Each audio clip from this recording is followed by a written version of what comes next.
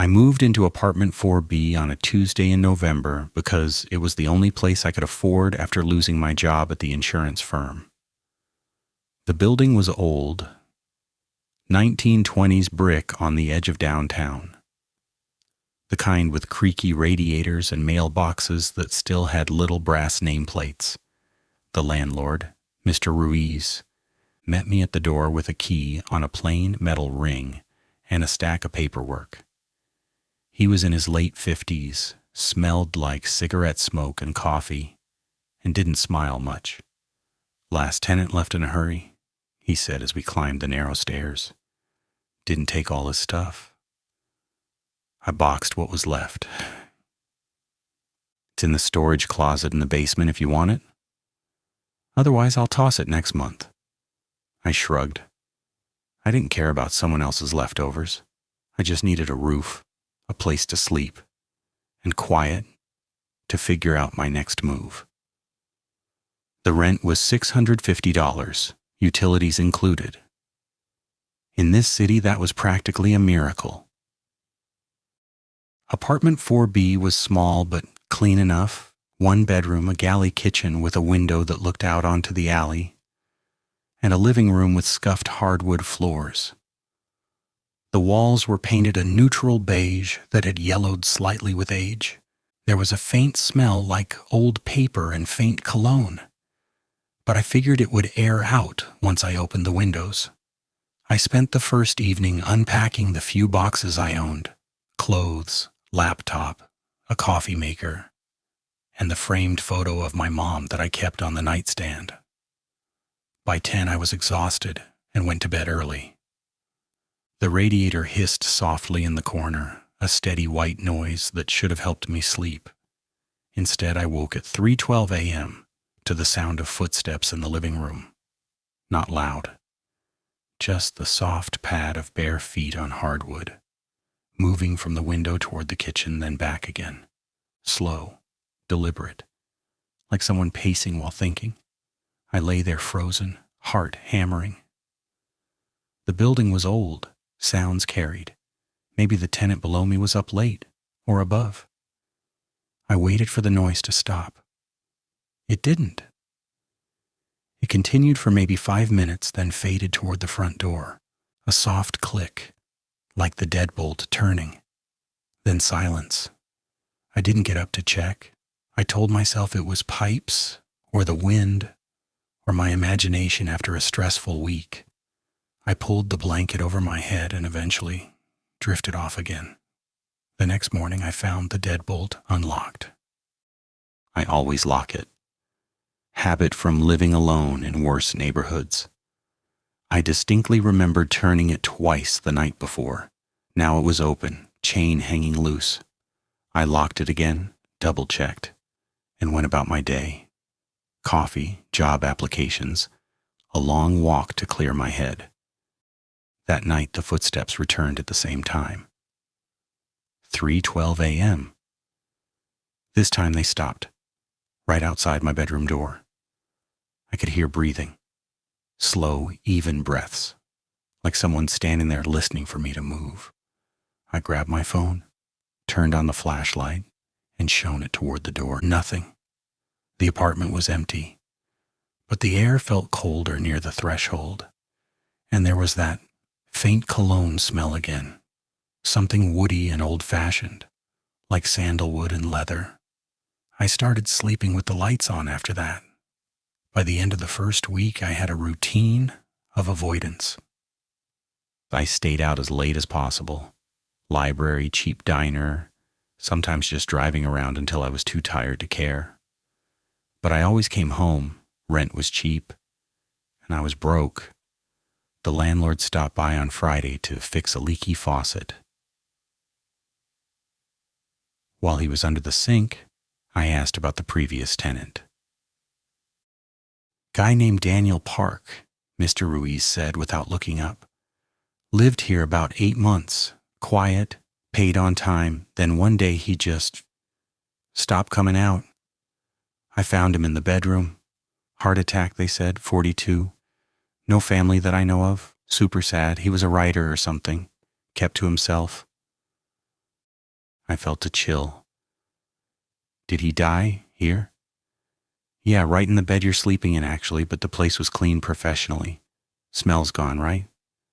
I nodded, but my stomach turned. That night I dragged the mattress into the living room and slept on the floor. The footsteps didn't care where I slept. They followed. At 3:12 a.m. they paced the living room now, circling the spot where my mattress lay. Sometimes they paused right beside me.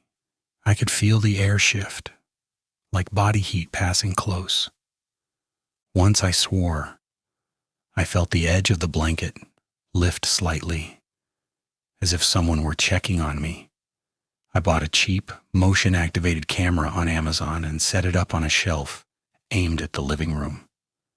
The first night it recorded nothing but me tossing on the floor. The second night, at exactly 3:12, the footage showed the blanket moving on its own, slowly sliding down my chest as if pulled by invisible fingers. Then the camera glitched, static for 30 seconds. When it cleared, the blanket was back in place, and I was still asleep. I watched it 20 times, no explanation. I started talking to it, not on purpose at first. One night, lying there awake, I whispered, "Daniel, is that you?" The pacing stopped. The air grew heavy. Then, very softly, from the direction of the kitchen, came a single word in a man's voice. Low, tired, almost kind. Yes. I didn't scream, I just lay there shaking until morning. After that, the interactions escalated slowly, almost politely. He never touched me, never threatened. He just existed alongside me. I'd come home to find the coffee maker already on, hot coffee waiting in the pot. Exactly the strength I liked, though I'd never set a timer. Once, after a particularly bad day of rejections, I found a notebook on the kitchen table. Plain black cover. Inside, in neat handwriting that wasn't mine, were short notes. Try the temp agency on 9th Street. They're hiring data entry. Rain tomorrow? Bring the umbrella you left in the car? You're not as behind as you think. The handwriting looked familiar in a way that made my skin crawl. It matched the loops and slants I'd seen on some old mail in the basement storage box Mr. Ruiz had mentioned. Daniel's things. I read the notebook cover to cover. Practical advice, mixed with oddly personal observations. You smile at the barista every morning but never say more than thanks, she notices. Your mom's birthday is next week, call her. I hadn't told anyone about my mom's birthday. One night I left the notebook open to a blank page with a pen beside it and went to bed. In the morning, new writing. I know this is strange. I'm not trying to scare you. I died here and I can't leave. The building keeps me. But I don't want to be alone anymore. You seem kind. Stay a while. I cried that morning, not from fear exactly, but from the sheer loneliness in those words. I was lonely too. Jobless, recently dumped by my ex who said I was too closed off, drifting in a city that didn't care. So I started answering. I wrote back in the notebook, I'm Sam, what do you want, Daniel? His reply came the next night. Just company. Talk to me sometimes.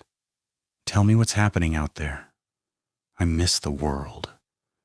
It became our routine. Every evening I'd sit at the kitchen table with the notebook and write about my day. Frustrating interviews, the weird guy at the bus stop, the new Thai place that opened down the block. In the morning I'd find his responses, thoughtful questions, small encouragements, even jokes that were surprisingly dry and funny. You should try the green curry. I used to order it extra spicy. You're better at interviews than you think. Just don't apologize for existing.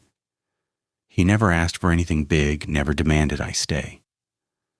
But the apartment started feeling warmer, less empty. The radiator still hissed, but the footsteps at 312 became softer, almost comforting, like a roommate checking that I was still breathing. I got a job in mid-December. Data entry, ironically, at the temp agency he'd suggested. I bought a small Christmas tree and set it up in the corner. On Christmas Eve, I wrote in the notebook, "Merry Christmas, Daniel. Thanks for the company." His reply, "Merry Christmas, Sam. You made the year better than the last 8 combined." I started dating again in January. A nice woman named Maya from the building next door. She came over for dinner one night and commented on how cozy the place felt. "It has good energy," she said. I didn't tell her why, but things changed after that. The notebook entries grew shorter, sadder. "You seem happy with her." "I'm glad, really. Just don't forget I'm still here when the lights go out." One night, Maya stayed over. We fell asleep on the mattress in the bedroom. I'd moved it back in weeks ago. At 3:12, I woke to the sound of pacing again, faster this time, agitated. The air felt thick, charged. Maya stirred, but didn't wake. I grabbed the notebook from the nightstand and wrote quickly, "Daniel, it's okay, she's just a friend." No reply in the morning. The page stayed blank. For 3 days, the apartment was silent. No coffee ready, no notes, no footsteps. It felt emptier than when I'd first moved in. On the 4th night, I sat at the table with the notebook open and whispered, "Daniel, I'm sorry. I didn't mean to make you feel replaced." "Nothing," I wrote. "You're not alone. I'm still here too." At 3:12, the footsteps returned, slow, hesitant. Then the pen moved on its own across the page. Shaky at first. "I thought you'd leave like everyone else." "I don't want to be the reason you're stuck." I wrote back, "I'm not stuck. I choose to stay. Tell me about your life before. I want to know." He did, pages and pages over the next weeks. About his failed novel, the sister he hadn't spoken to in years, the way he used to watch old movies on rainy Sundays. I shared mine too. My fears about never amounting to anything, the way my ex made me feel invisible. We became friends, real ones, the kind where you can sit in silence and it's comfortable. Maya and I kept seeing each other, but I told her the truth one night, carefully, without the supernatural parts.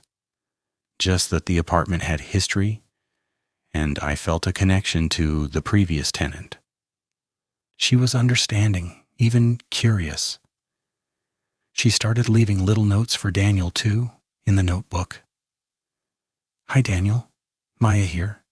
Sam says you have great taste in curry. Next time I'll bring some." The building felt alive in a way it hadn't before.